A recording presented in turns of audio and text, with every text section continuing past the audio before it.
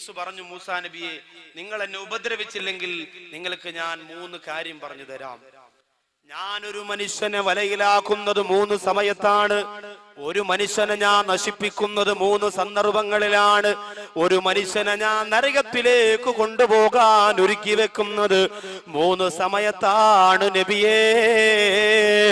ആ 3 സന്ദർഭങ്ങളിൽ മനുഷ്യൻ എന്നെ സൂക്ഷിച്ചാൽ, ആ 3 സമയങ്ങളിൽ മനുഷ്യൻ എന്നെ ശ്രദ്ധിച്ചാൽ അവർക്ക് നരകത്തിൽ നിന്ന് രക്ഷപ്പെടാം. ഇബ്ലീസ് ലഅനത്തുല്ലാഹി അലൈഹി പറയുമ്പോ കൊതിയോടെ, ആർത്തിയോടെ, ആവേശത്തോടെ മൂസാ നബി അലൈഹിസ്സലാം ചോദിക്കുന്നു, ആ 3 സമയങ്ങൾ എപ്പോഴാണ്?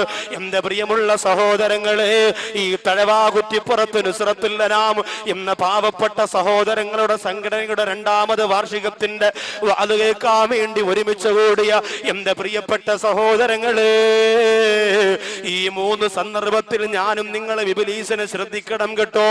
ഈ 3 സമയത്ത് പിശാചിന്റെ പിന്തലമുറക്കാരായി മാറാതിരിക്കാ ഞാനും നിങ്ങളും ഗൗരവത്തോടെ പ്രവർത്തിക്കണേ. അതിൽ 1ാമത് എപ്പോഴാന്ന് ചോദിക്കുമ്പോ മൂസാ നബിയോട് പിശാച് പറഞ്ഞു കൊടുക്കുന്നു, നബിയേ, ഒന്ന് കോപം വരുമ്പോഴാണ്, ഒന്ന് ദേഷ്യം വരുമ്പോഴാണ്. ദേഷ്യം വരുമ്പോ ഇബ്ലീസ് വരുമോ എന്ന് ശ്രദ്ധിച്ച് സംസാരിച്ചില്ലെങ്കിൽ പലതും വിളിച്ചു പറയും നമ്മൾ. അവസാനം നമ്മൾ മെസ്സേജ് അയക്കും, അന്നേരം തോന്നിയ ദേഷ്യത്തിൽ വിളിച്ചു പറഞ്ഞതാ, പൊരുത്തപ്പെടണം, കാര്യമില്ല. പള്ളിയുടെ പൊതുയോഗത്തിനൊക്കെ നമ്മൾ കണ്ടിട്ടില്ലേ? പൊതുയോഗത്തിനൊക്കെ പിന്നെ ഇപ്പോ കാശുകാർക്കും വലിയ വലിയ സ്ഥാനമുള്ളവർക്കൊക്കെ അല്ലേ സംസാരിക്കാൻ പറ്റും. പാവപ്പെട്ട ആരെങ്കിലും അസ്സലാമു അലൈക്കും, എനിക്കൊരു കാര്യം പറയണമെന്ന്, ആള് കൊള്ളാ, ഇവിടെ തെണ്ടിത്തിരിഞ്ഞ് കിടന്ന് കാലണക്കി വരയിലാണ്, അച്ഛനെ വരടാ, അവനെ ഒതുക്കി അവിടെ ഇരുത്തും. കാശുകാർക്ക് സംസാരിക്കാം. സാറ് പറയും, അപ്പൊ സാറ് സ്കൂളിൽ പോയിട്ടൊന്നുമില്ല, സാറിന് കുറച്ച് നോട്ട് പോക്കറ്റ് ഉണ്ട്, അതാണ് സാറ്. എന്റെ പ്രിയപ്പെട്ടവരെ, ആലോചിക്കണം. അങ്ങനെ സമ്പന്നവർഗത്തിന്റെ കുത്തകയായി ഇസ്ലാമിന്റെ ചില കാര്യങ്ങളൊന്നും മാറിക്കൊണ്ടിരിക്കുകയാണ്. അല്ലാഹു കാത്തിരക്ഷിക്കുമാറാകട്ടെ. അപ്പോ ദേഷ്യം വരുമ്പോ നാം ശ്രദ്ധിച്ച് സംസാരിക്കില്ലെങ്കിൽ പ്രശ്നമാണ്. ഉമ്മയോട് ദേഷ്യം വരുമ്പോ എന്തെല്ലാം പറയും? ഉമ്മയോട് ദേഷ്യം വരുമ്പോ നമ്മൾ എന്തെല്ലാം പറയും? ശ്രദ്ധിക്കണം. അൽ ജന്നത്തു തഹ്ത അഖ്ദാമിൽ ഉമ്മഹാ, പ്രസവിക്കപ്പെട്ട മക്കളെ, നമുക്ക് അല്ലാഹു തരുന്ന സ്വർഗ്ഗം ഉമ്മാടെ കാൽപാദത്തിന്റെ ചോട്ടിലാണ്. മറക്കാൻ പാടില്ല, ഉമ്മാടെ കാൽപാദത്തിന്റെ ചോട്ടിലാണ് നമുക്കുള്ള സ്വർഗ്ഗം. അതുകൊണ്ട് ഉമ്മയോട് സംസാരിക്കുമ്പോ ദേഷ്യത്തോടെ സംസാരിക്കരുത്. അപ്പൊ വാപ്പയോട് സംസാരിക്കുമ്പോ ദേഷ്യപ്പെടാമോ? പാടില്ല. വാപ്പയും ഉമ്മയും നമ്മുടെ ഗുരുനാഥന്മാരെ പോലെയാണ്. നമ്മുടെ ഗുരുനാഥന്മാരെ പോലെയാണ് അല്ലാഹുവും റസൂലും കഴിഞ്ഞാൽ പിന്നെ നമുക്ക് ഏറ്റവും വലുത് നമ്മുടെ ഉമ്മയല്ലേ, നമ്മുടെ ഉപ്പയല്ലേ. ആ മാതാപിതാക്കളുടെ പൊരുത്തം നുസ്രത്തുൽ അനാമിന്റെ പ്രിയപ്പെട്ട സംഘാടകര് നേടിയെടുക്കണമെന്ന് വേദനയോടുകൂടി ഞാൻ ഓർമ്മപ്പെടുത്തുകയാണ്. കാരണം നിങ്ങൾ ഈ ചെയ്യുന്നത് നല്ലൊരു പ്രവൃത്തിയാണ്, നിങ്ങൾ ഈ ചെയ്യുന്നത് വളരെ ഒരു പുണ്യകാര്യമാണ്. അതിന് അല്ലാഹുവിന്റെ മുന്നിൽ പ്രതിഫലം വേണം മോനെ. ആരുടെയും കയ്യടി വേണ്ടടാ, ആരുടെയും ഒത്താശ വേണ്ടടാ. ജനങ്ങൾ നിങ്ങളെ കുറ്റപ്പെടുത്തട്ടെ, പരിഹസിക്കട്ടെ, കളിയാക്കട്ടെ, ആരും നിങ്ങൾക്ക് സർട്ടിഫിക്കറ്റ് തരണ്ട. അല്ലാഹുവിന്റെ കോടതിയിൽ ചെല്ലുമ്പോ അല്ലാഹു അർശിന്റെ താഴെ ഒരുമിച്ച് കൂട്ടുന്ന യുവാക്കളുടെ കൂട്ടത്തിൽ എന്റെ പ്രിയപ്പെട്ട കൂട്ടുകാരെ, നിങ്ങൾ ഉണ്ടാവാനുള്ള കൊതിയോടുകൂടി ഞാൻ പറയുകയാണ്. ആരുടെയും സിമ്പതിക്ക് വേണ്ടിയല്ല. അതുകൊണ്ട് ഉമ്മാടെയും ഉപ്പാടെയും പൊരുത്തം ഇതിന് നിർബന്ധമാണ്. ഈ രാത്രിയാണെങ്കിൽ ഈ രാത്രി തന്നെ നൊന്തു പ്രസവിച്ച ഉമ്മയോട് പോയി പറയണം, ഉമ്മ, തടവ കുറ്റിപ്പുറത്ത് നുസ്രത്തുൽ അനാമിന്റെ പ്രവർത്തനം കൊണ്ട് അള്ളാന്റെ പൊരുത്തം നേടാൻ കൊതിച്ചുകൊണ്ട് ജീവിക്കുന്നവനാണ് ഞാൻ. അതുകൊണ്ട് എന്റെ പ്രിയപ്പെട്ട ഉമ്മ, നിങ്ങളുടെ പൊരുത്തക്കേട് എനിക്ക് തരല്ലേ, നിങ്ങളുടെ ഗുരുത്തക്കേട് എനിക്ക് തരല്ലേ. സംസാരിക്കുമ്പോ ദേഷ്യം വരുമ്പോ ഞാനും നിങ്ങളും ശ്രദ്ധിക്കണം. കുടുംബ ജീവിതത്തിൽ ഏറ്റവും കൂടുതൽ പാളിച്ചയുണ്ടാകുന്നത് ഭാര്യക്ക് ദേഷ്യം വരുമ്പോ, ഭർത്താവിന് ദേഷ്യം വരുമ്പോഴല്ലേ. കുടുംബ ജീവിതത്തിൽ ഏറ്റവും കൂടുതൽ പാളിച്ച വരുന്നത് എപ്പോഴാണ്? എന്റെ പ്രിയപ്പെട്ടവരെ, കുടുംബജീവിതത്തിൽ പോലും പരസ്പരം സഹിക്കാനും ക്ഷമിക്കാനുമുള്ള മനസ്സില്ലാതെ പെട്ടെന്ന് വരുന്ന ദേഷ്യത്തിന്റെ പേരിലാണ് ഒരുപാട് കുടുംബജീവിതം തെറ്റിപ്പിരിഞ്ഞു പോകുന്നത്. അല്ലാഹുവിന്റെ ഹബീബ് പറഞ്ഞതെന്താണ്? ഔസിനി യാ റസൂലല്ലാഹ്, ഔസിനി യാ റസൂലല്ലാഹ്. നബിയേ, നല്ലൊരു കാര്യം കൊണ്ട് എന്നോട് വസിയത്ത് ചെയ്യണമെന്ന് പറഞ്ഞുകൊണ്ട് നബി തങ്ങളുടെ മുമ്പ് വന്നപ്പോ അല്ലാഹുവിന്റെ റസൂല് പറഞ്ഞു കൊടുത്തതെന്താ? ലാ തഗ്ലബ്, ലാ തഗ്ലബ്, ലാ തഗ്ലബ്. നീ കോപിക്കല്ലേ, നീ കോപിക്കല്ലേ. 3 പ്രാവശ്യമാണ് പറഞ്ഞത്. പെട്ടെന്ന് വരുന്ന ദേഷ്യത്തെ പിടിച്ചു നിർത്തണേ.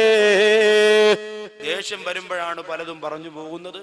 ദേഷ്യം വരുമ്പോ ഒരു സഹോദരൻ പറഞ്ഞത്, ഉസ്താദെ നല്ല അടിപൊളി മൊബൈലായിരുന്നു, റബ്ബറൊക്കെ ഇട്ട് കൊണ്ടുവരുന്നു വാരിക്കൂട്ടി. എന്തു പറ്റി? വീട്ടിൽ ചെന്നപ്പോ ഭാര്യ എന്തോ ഒരു സാധനമായി കൊണ്ട് ചെല്ലാൻ പറഞ്ഞു, കൊണ്ടുവന്നില്ല.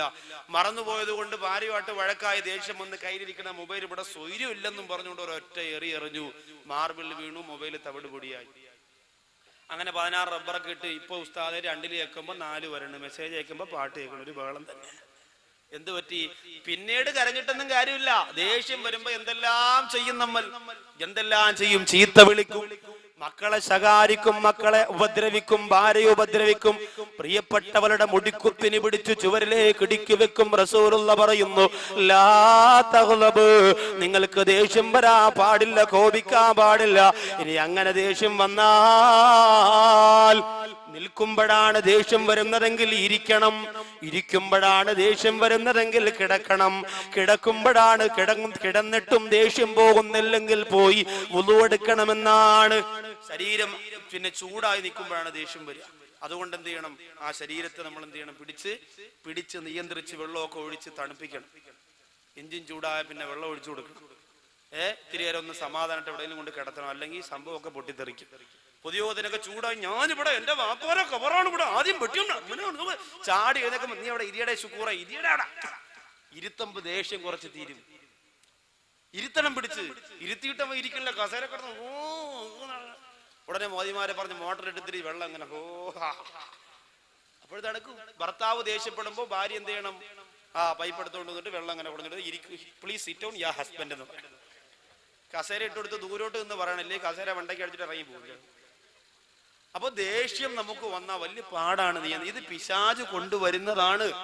ഒന്നാമത്തെ സമയം വിശദീകരിക്കാൻ നേരമില്ല. ഒന്നാമത്തെ സമയം പിശാച് ഒന്നാമത് വരുന്നത് ദേഷ്യം വരുമ്പോഴാണ്. രണ്ടാമതെപ്പോഴാണ്? കരീമുല്ലാഹി മൂസാ നബിയോട് ഇബ്ലീസ് ലഅനത്തുല്ലാഹി അലൈഹി പറഞ്ഞു കൊടുക്കുന്നു, നബിയേ രണ്ടാമതെപ്പോഴാണ് ഞാൻ മനുഷ്യ മനസ്സിലേക്ക് കടന്നു വരുന്നതെന്നറിയോ? അന്യ സ്ത്രീയും അന്യ പുരുഷനും ഒറ്റയ്ക്കാകുമ്പോഴാണ്. അന്യ സ്ത്രീയും അന്യ പുരുഷനും ഒറ്റയ്ക്ക് എവിടെയെങ്കിലും ഇരുന്നാൽ കസേരയിട്ട് ഞാനും പോയിരിക്കും. എന്നിട്ട് പറയും, സംസാരിയുടെ വെറുതെ കിട്ടിയ അവസരമില്ല. അപ്പൊ എവിടാ വീട്? അങ്ങനെ തുടങ്ങും. ഇബ്ലീസ് മധ്യത്തിരുന്നു കൊണ്ട് ഇവരുടെ കാര്യങ്ങൾ ഭംഗിയാക്കി കൊടുക്കും. എത്രയോ സ്ഥലത്ത് അങ്ങനെ നടക്കുന്നു. ഇന്ന് ഇബ്ലീസ് അന്യ സ്ത്രീക്കും അന്യ പുരുഷനും വേണ്ടിയിട്ട് വർക്ക് ചെയ്യുന്നത് മൊബൈലിന്റെ രൂപത്തിലാണ്. മെസ്സേജ് രാത്രിയാകുമ്പോ 16 വയസ്സായ മോള് കിടന്നുറങ്ങുന്നു, ഉമ്മച്ചിരെയും വാപ്പച്ചിരിയുടെ അടുത്ത് കൂക്കൂ കൂക്കൂ മെസ്സേജ് വരാ. 1 മണിയാകുമ്പോ പെണ്ണെടുത്ത് വായിച്ചു നോക്കുമ്പോ മെസ്സേജ് MUPILAN മൂപ്പിലാൻ ഉറങ്ങിയോ? ഉറങ്ങിയെങ്കിൽ ടെറസിന്റെ മുകളിൽ കയറൂ, ഞാൻ അപ്പുറത്തെ വീട്ടിലെ ചെടിച്ചട്ടിയുടെ മണ്ടയിലുണ്ട്, നമുക്ക് വെളുക്കുന്നവരെ സംസാരിക്കാം. മെസ്സേജ്. അപ്പൊ എവള് തിരിച്ചു പറയും, എടാ ചീത്താനെ വാപ്പ ഉറങ്ങിയിട്ടില്ല, പിന്നീട് കുറച്ചുകൂടെ കഴിയട്ടെ. കുറച്ച് കഴിയുമ്പോ വീണ്ടും കൂക്കൂ കൂക്കൂ. യവനിതൊന്നും നോക്കേണ്ട കാര്യമില്ല. അവന് വാപ്പായുമാക്കെ തലാക്കി ടെറസിന്റെ മണ്ടയിട്ടിരിക്കുകയാണ്. അവന് ഏതെങ്കിലും ഒരു പെണ്ണ് തിരിച്ച് റിപ്ലൈ കൊടുക്കുമ്പോ അങ്ങ് സംസാരം തുടങ്ങിക്കോളും. അതുവരെ ഇങ്ങനെ അയച്ചുകൊണ്ടിരിക്കും. അങ്ങനെ രണ്ടാമത് വീണ്ടും കൂക്കു കേൾക്കുമ്പോ ഈ പെണ്ണിന്റെ വാപ്പ പറയും, ആരിവാ ഇവിടെ ആരാ ബോംബ് വെച്ചെന്നാ തോന്നണ, കുറെ നേരമായിട്ട് കൂക്കൂ കൂക്കൂന്ന് കേൾക്കാം. ഇത് നിങ്ങൾ വിചാരിക്കും അത്രയും ബുദ്ധിയുള്ള പെണ്ണിന് പിന്നെ മൊബൈൽ സൈലന്റ് ആയിക്കൂടെ എന്ന്. ചൈന സെറ്റല്ലേ, സൈലന്റ് ആക്കി ആവണ്ടേ? ഹൗദി കിടന്നാലും ബെല്ല് കേൾക്കണ സാധനമാണ് ചൈനക്കാരിറക്കണേ. ഇനി ഇമാമിനെയും കൂടെ ചൈനയിൽ നിന്ന് ഇറക്കിയാൽ രക്ഷപ്പെട്ടു. ഇമാമിനെയും കൂടെ ചൈനയിൽ നിന്ന് ഇറക്കിയാൽ അടിപൊളിയായിരിക്കും, നല്ല രസമായിരിക്കും. മീശ എന്താടിയൊന്നും ഉണ്ടാവില്ല എന്ന് പറഞ്ഞ് കുത്തു പോകുമ്പോ വലിയ അല്ല, ശമ്പളം കൊടുക്കാനല്ലേ പാട്. ചൈനയിൽ നിന്ന് ഇറങ്ങിക്കോളി. എന്റെ സഹോദരങ്ങളെ, അപ്പോ അന്യ സ്ത്രീയും അന്യ പുരുഷനും ഒറ്റയ്ക്ക് എവിടെയെങ്കിലും ഇരുന്നാൽ മൂന്നാമനായി പിശാച് വരുന്നതാണ്. അഫറൈതൽ ഹമുവ യാ റസൂലല്ലാഹ്, അല്ലാഹുവിന്റെ റസൂലേ, ഹമുവിനെ കുറിച്ച് എന്തു പറയുന്നു നബിയേ? ഹമുവ് എന്ന് പറഞ്ഞാൽ ആരെന്ന് എന്റെ സഹോദരിമാർക്കറിയോ? ഭർത്താവിന്റെ അനുജനാണ്, ഭർത്താവിന്റെ ജ്യേഷ്ഠനാണ്. എന്തു പറയുന്നു നബിയേ? അള്ളാന്റെ റസൂല് പറഞ്ഞു അവരും അന്യരാണ്. അൽ ഹമു അൽ മൗതു, ഹമു എന്ന് പറയുന്ന ഭർത്താവിന്റെ അനുജനും ജ്യേഷ്ഠനുമായി നീ ഇടപെടുന്നത് അതും മരണത്തിന് തുല്യമാണ്. ചില സഹോദരിമാര് പറയുമല്ലോ, എന്റെ ഇക്ക ഗൾഫിലാണെങ്കിൽ എന്താ, മോന് പോളിയോ കൊടുക്കാൻ പോകുമ്പോ അനിയന്റെ പൾസർ ഉണ്ടല്ലോ, ശ്രമിക്കണ്ട, എവിടെ പോകാനും അനിയൻ പൾസറും കൊണ്ടുവരുമല്ലോ. എന്റെ അനുജനും ഭാര്യയും കൂടി വീഗാലാൻഡിൽ പോയപ്പോ എന്നെയും കൊണ്ടുപോയല്ലോ. അനുജൻ എന്നോട് വല്ലാത്ത സ്നേഹമാണ്, എന്റെ ഇക്കയെക്കാളും ഇഷ്ടമാണ്. എന്റെ അനുജനില്ലെങ്കിൽ ഞാൻ ഒരുപാട് വേദനിച്ചു പോയന് എന്ന് പറയുന്നവര്, ഒരു ഭർത്താവിന്റെ അനുജന്റെ സ്നേഹം ഞാൻ നിഷേധിക്കുന്നില്ല. പക്ഷേ ഭർത്താവിനെ പോലെ ഇടപെടുന്നത് ഹറാമാണ് പെണ്ണേ, അത് സൂക്ഷിക്കണേ. അന്യരെ സൂക്ഷിച്ചേ പറ്റൂ. അത് മാമാടെ മോനാണ്, മാമിയുടെ മോളാണെന്നൊക്കെ പറഞ്ഞ് ഇബ്ലീസ് നിങ്ങൾക്ക് ബന്ധം ചേർത്തു തരും. പക്ഷേ ഹറാമ് ഹറാമ് തന്നെ, അറിയാതെ ഞാനും നിങ്ങളും കുടുങ്ങിപ്പോകും. അല്ലാഹു കാത്തു രക്ഷിക്കട്ടെ. അതുകൊണ്ട് അന്യ സ്ത്രീയും അന്യ പുരുഷനും ഒറ്റയ്ക്കാകുന്ന സമയമുണ്ടല്ലോ.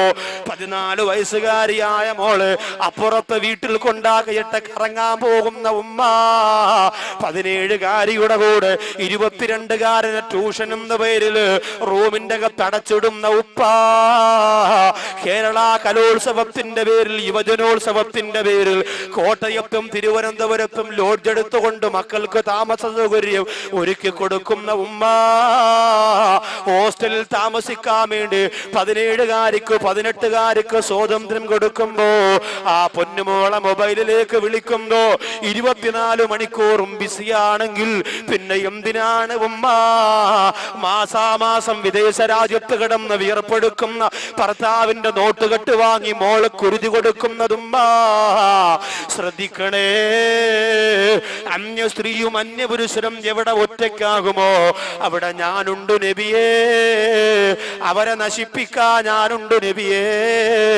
ഇതാണ് രണ്ടാമത് ഞാൻ വരുന്നതെന്ന് പറയുമ്പോ, മൂന്നാമത് എപ്പോഴാണെന്ന് ചോദിക്കുമ്പോ ഇബ്ലീസ് ലഅനത്തുല്ലാഹി അലൈഹി നബി തങ്ങളോട് പറയുന്നു, മൂസാ നബിയേ, മൂന്നാമത് എന്നെ ശ്രദ്ധിക്കാനുള്ളത് ഒരാള് സ്വതക്ക കൊടുക്കാൻ തീരുമാനിക്കുമ്പോഴാണ്. ഒരാള് സ്വതക്ക കൊടുക്കാൻ തീരുമാനിക്കുമ്പോ പെട്ടെന്ന് ഇബ്ലീസ് വന്നിട്ട് പറയും, അത്രയും കൊടുക്കണോ? 2 ദിവസം താമസിച്ചാൽ അതിന്റെ നേർ പകുതിയാവും, 3 ദിവസം താമസിച്ചാൽ 1/4 ഭാഗമാവും, 4ന്റെ അന്ന് 50 രൂപ കൊണ്ട് കൊടുത്ത് പോട്ടെ ആകാശരാമലിക്ക. ഇന്നലെ ഇവിടെ നിന്ന് പോയ ഒരു സഹോദരൻ ഉദാഹരണത്തിന് ചിന്തിച്ചോ, 5000 രൂപ ഇന്ന് ഇവിടെ കൊടുക്കണം പാവപ്പെട്ട കൊച്ചുങ്ങൾക്ക് വേണ്ടി. ഒന്നുമല്ലെങ്കിലും ഇത്രയും ജനങ്ങൾ ഒരുമിച്ച് കൂടിയതിൽ ഒരാളുടെ ആമീൻ സ്വീകരിച്ചുകൊണ്ട് അള്ളാഹുവിനെ രക്ഷപ്പെടുത്തിയാലോ എന്ന് ചിന്തിച്ചുകൊണ്ട് 5000 കൊടുക്കാൻ തീരുമാനിച്ചു. വീട്ടിൽ പോയപ്പോ ഭാര്യ പറഞ്ഞു, പിന്നെ വല്ലതും കൊടുക്കണ്ടേ, പാവം, നല്ല പരിപാടിയാണ്, അതുകൊണ്ട് നമ്മുടെ വകയായിട്ട് എന്തേലും പാവപ്പെട്ട കുഞ്ഞുങ്ങളൊക്കെ നിക്കാഹിപ്പിക്കാനല്ലേ, നമുക്കും ഇല്ലേ 3 മക്കള്. ഇതൊക്കെ പറയുമ്പോ ഭർത്താവ് പറയാം, 5000 രൂപ കൊടുക്കണം. 5000 രൂപയെ ഞാൻ വല്ല 500 രൂപയാണ് കൊടുത്താവുന്നോ? എന്റെ റബ്ബേ, ഇയാളെ ആള് കൊള്ളാലോ, 5000 രൂപയെ പടച്ചവനെ. ഇന്ന് രാവിലെ ഇവിടെ ഒരാള് വന്നതേ ഉള്ളൂ, കറണ്ടിലെ അടുപ്പും കൊണ്ട്. ഞാൻ പൈസ ഇല്ലെന്ന് വേണ്ടെന്ന് പറഞ്ഞു വിട്ടതാ. കറണ്ടിലെ അടുപ്പ് കമ്പനി പരിചയപ്പെടുത്തുന്ന പുതിയ സാധനമാണ് താത്ത, സ്വിച്ച് ഇട്ടാ മതി, ചായ റെഡി. താത്ത പറയും, ഇന്ന് നോക്കട്ടെ, ഒരു ഗ്ലാസ് ചായ ഇട്ട് കുടിച്ച് താത്ത പറയും, പൈസ ഇല്ല. എന്റെ പ്രിയപ്പെട്ടവരെ, അങ്ങനെ കമ്പനി പരിചയപ്പെടുത്തുന്ന സാധനങ്ങളുമായിട്ട് രാവിലെ വന്നപ്പോ വാങ്ങാതെ പറഞ്ഞു വിട്ടതല്ലേ.